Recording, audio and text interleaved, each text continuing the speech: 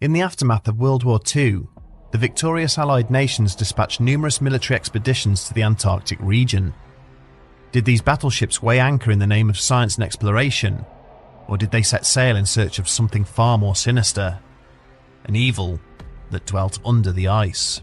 No matter how many times Captain Helke and his crew spent the festive season scouring the waters around the Antarctic peninsula, perpetual daytime was something that they never really managed to adapt to.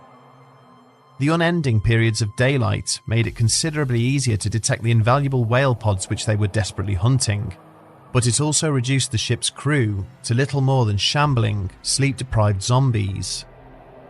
This might have explained why the Juliana's lookout that morning had been so slow to react to the vessel that was now floating just a short distance off their starboard beam. Helke had been down in his cabin, staring dejectedly at his charts, in the hope it might somehow inspire him to reverse the fortunes of what had so far been a wasted journey, all the way from their native Iceland. Then he'd heard the shouting coming from up above. The whaler's captain stood on deck alongside the rest of his crew, staring helplessly across the water at the deck gun that was now trained on his ship. Even without her infamous red and black naval ensign on display, there was no mistaking the sleek lines of the Kriegsmarine U-boat. There had been stories of German submarines which had either failed to hear or obey the final orders to surrender. But the war had been ended for over 2 years now. Just what had they stumbled across? Figures in grey-green overalls were now hurrying across the deck of the submarine, and a short time later, 2 inflatables made their way towards the Juliana. With no weapons on board to defend themselves, and no other ships in the vicinity to hear their transmissions, Helke ordered his men to line up and to offer no resistance to their captors. As the Germans were hauling themselves up over the railings, a figure broke away from their number and strolled enthusiastically over to where Helke was standing. The U-boat captain cheerfully apologized for the disruption, asking if it would be possible for him and his crew to purchase half of the remaining supplies aboard the whaling ship. Despite his affable and polite nature, there was a tone to the submariner's request which led Helke to believe that refusal on his part would be unwise. He noted uneasily that each of the German sailors were armed with either a pistol or a carbine, and so reluctantly agreed to the proposal. He was immediately handed a thick roll of US dollars, and was advised that there should be enough left over for each of his crew to receive a small bonus for their troubles. As the submarine commander had later turned to leave, he had paused and asked Helke to bring one of his charts up from his cabin. He had then marked down a location not too far away, advising that there was a large school of humpback whales to be found there, before saluting and disappearing back over the side of the ship. The Icelandic crew watched in bewilderment as the submarine turned away, and then slowly made its way off into the distance, never to be seen again. On the 2nd of December 1946, a flotilla of US ships set off from the naval base in Norfolk, Virginia. The expedition had been designated Operation High Jump and consisted of 13 vessels, including the aircraft carrier USS Philippine Sea, as well as the destroyers USS Henderson and USS Brownson. They had been ordered to make their way deep into the desolation of the Antarctic Circle in order to conduct a combination of military drills and scientific experiments. In charge of the operation was Rear Admiral Richard E. Byrd Jr., a seasoned polar explorer who had carried out a large number of previous civilian and military expeditions into the Antarctic. When the task force eventually arrived at its destination, it immediately began to conduct extensive photo reconnaissance operations of the area, but would subsequently be recalled only a few weeks later due to reports of dangerous weather conditions. Soon after the ships which had taken part in the operation returned to their respective home ports, rumours and stories about what had really happened began to circulate. Newspaper articles in the Chilean media claimed that the US fleet had been attacked by unidentified flying craft that had inflicted heavy casualties, forcing the Americans to withdraw. Speculation was only fueled even further when, during a television interview about the mission, Admiral Byrd made a number of significant comments in relation to America having to prepare herself for future attacks that might emanate from Antarctica. He specifically referred to the risk of aircraft attacking the United States having come from the South Pole, and that he and his countrymen could no longer rely on their distance from other hostile nations as an effective means of defending themselves. Almost immediately, a follow-up mission to the remote region was authorized, codenamed Operation Windmill, which was concluded in April of 1948. After this, American interest in the region seemed to wane, up until the decision, over a decade later, to detonate 3 nuclear devices there. The rationale for this action was to test the effects of high-altitude nuclear explosions in the Earth's upper atmosphere. It is possible that America's brief fascination with the southern polar region might ultimately have been forgotten had it not been for the publication in 1991 of a Soviet-era intelligence report, which offered a very different reason for the untimely conclusion of Operation High Jump. Allegedly compiled from transcripts of interviews between KGB agents and a handful of US sailors who were involved in the expedition, the leaked dossier suggested that the American fleet had been attacked and driven away from Antarctica by an unknown hostile power. The report details that by mid-February of 1947, the American ships were making their way through the Weddell Sea when the USS Brownson became aware of unknown aircraft shadowing her movements. Initially, these were described as fast-moving lights off in the far distance, but as they gradually started to venture closer and closer, contacts also began to register on the Brownson's radar screens. As the US ships had closed up together, 5 of the craft had started to overfly the fleet at low altitude, dodging and weaving in and out of the tightly packed American vessels at breakneck speeds. Deeming their actions hostile, Captain Gimber ordered the Brownson's gunners to target the attackers, the destroyer immediately opening fire using her 40mm anti-aircraft cannons. The witnesses described the 5 unidentified aircraft as saucer-shaped and testified that as soon as the Brownson opened fire, the mysterious craft retaliated with incredible beams of light and heat. As fighter aircraft had been scrambling to launch from the deck of the USS Casablanca, they had been burned out of the sky, their airframes and crews reduced to little more than ash by the advanced enemy weaponry. Return fire from the Americans proved relatively ineffective due to the superior speed and maneuverability of the attackers, but whilst the battle had progressed, there was some success. As one of the mysterious craft had passed over the USS Senate, a lucky shot from the submarine's deck gun caught it, the 5-inch shell sending the flying machine spinning wildly off to one side. The downed aircraft had detonated violently as it impacted the water's surface, but then there was another greater explosion. The USS Maddox, a destroyer attached to the task force, had sustained serious damage as a result of the relentless attack, including a fire that had fatally spread to her magazines. The resultant explosion killed all those aboard and sent the stricken vessel to the sea floor. Realizing they were outmatched, the Americans would spend the next few days retreating out of the area, continually harassed by the unknown attackers.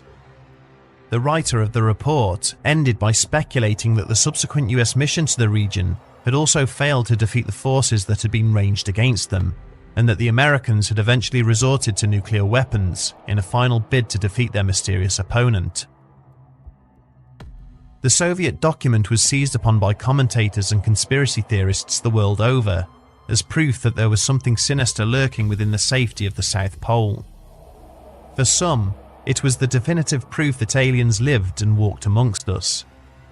To others, this was the last bastion of Nazi resistance to have survived the Second World War. And then there were those who theorized that the answer lay in combining these two theories, as Hitler's fugitive forces utilized alien technology they had uncovered to build a glorious Fourth Reich underneath the ice caps. Even from just a cursory inspection, it is evident that there are glaring errors contained within the Soviet report that act to undermine its credibility, but then this is perhaps unsurprising.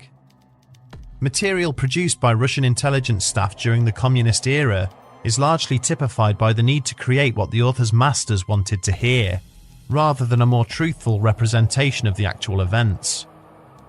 For example, repeated references are made to the USS Casablanca, an aircraft carrier which did not sail with the high jump flotilla and was instead laid up in Norfolk awaiting her decommission during the expedition. It is possible that over time, The witnesses have confused the Casablanca with the USS Currituck, but then there is also the issue of the alleged sinking of the USS Maddox. Again, the Maddox did not play any part in the Antarctic mission. 2 destroyers of that name were constructed by the US Navy during the Second World War. The first was sunk by German dive bombers during the invasion of Italy in 1944.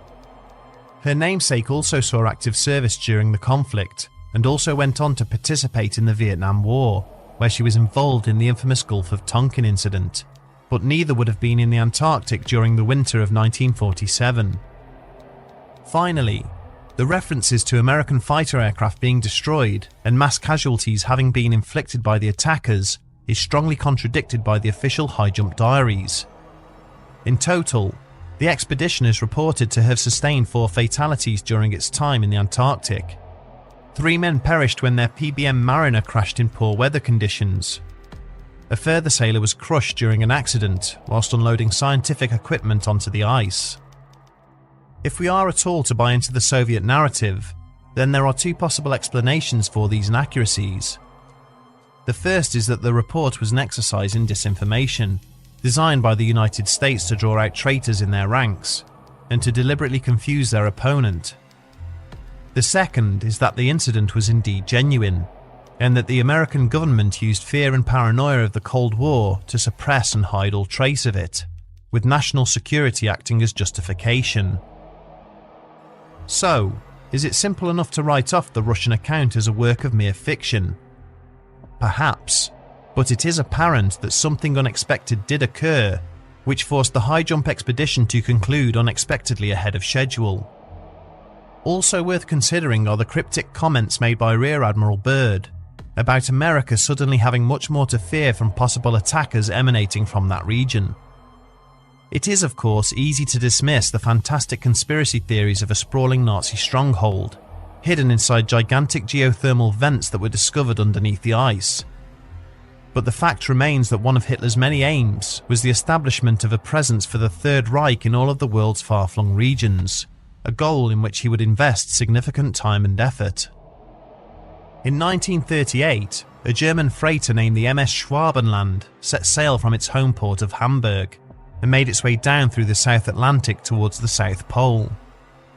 The ship was carrying 2 Dornier seaplanes that had been fitted out with skis, which would allow the crew to land on the ice.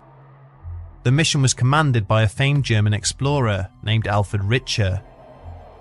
The German expedition eventually made landfall in an area known as the Princess Martha Coast, which had previously been claimed by the Norwegian government. They immediately renamed it New Schwabenland, establishing a permanent research station for their scientists to work from, and carrying out numerous aerial reconnaissance missions of the area surrounding their encampment. Richter and his crew would return to Hamburg 6 months later, and would immediately begin plans for another trip back to the area. However, official records indicate that this second expedition never took place, as the outbreak of World War II prevented them from being able to pull together the manpower and resources they would have needed. It is clear, though, that the German government did succeed in conducting further undocumented forays into the polar regions. As recently as 2014, the remains of an abandoned naval outpost, previously unknown, were discovered on the island of Alexandraland, near to the North Pole. Its rusting bunkers and Nazi flags provided damning evidence that there is much we still do not know about Adolf Hitler and his secretive ambitions. Captain Helker's alleged encounter with a mysterious German submarine in early 1947 has largely been dismissed as a fantasy, and yet it remains far from an impossibility. Of the 150 or so large vessels that have historically vanished without trace from the world's oceans and which remain missing to this day, a significant number are German U-boats. 1,000 of these submarines would put to sea during the Second World War, with over 20 still unaccounted for, their fates and final resting places a complete mystery. It is also well documented that Luftwaffe engineers did indeed successfully create aircraft using technology considered revolutionary for their time, and that some of these prototypes did resemble what has come to be accepted as the classic outline of a flying saucer. The most well known of these was the Horniboo, which supposedly only managed a number of test flights before the bases it was operating from were overrun by occupying forces in the dying days of the war. There is little doubt that, given time, the Germans might have been able to turn the tide of battle, and that they did not require extraterrestrial technology in order to do so. After all, German science, technology and engineering were instrumental in breaking the sound barrier, producing the first working long-range ballistic missiles and the earliest example of a stealth aircraft. The Horniboo was not powered by Martian technology, but was allegedly one huge turbine engine, housed within a circular airframe. It was said to be capable of a speed and manoeuvrability unrivaled for its era, and it is terrifying to think of the losses it might have inflicted on the Allied powers, given even just a few further months of experimentation. Once the more fantastic and outlandish elements of the Operation Highjump saga are stripped away, what should easily be dismissed as a creative piece of science fiction does seem to retain a concerning amount of substance. It is uncomfortably apparent that the military might of the United States did encounter something unexpected during their post-war expedition to the South Pole. Something that they felt the need to repeatedly confront, and potentially even resort to nuclear warfare in order to vanquish it. Whether this mysterious force was extraterrestrial in nature, or was instead born out of the darkest crimes in human history, may never officially be known. We shall have to wait and see what other evidence waits to be uncovered as human exploration of the Antarctic region continues. Who knows what abandoned settlements and sunken vessels lie waiting to be discovered, perfectly preserved, beneath the polar ice.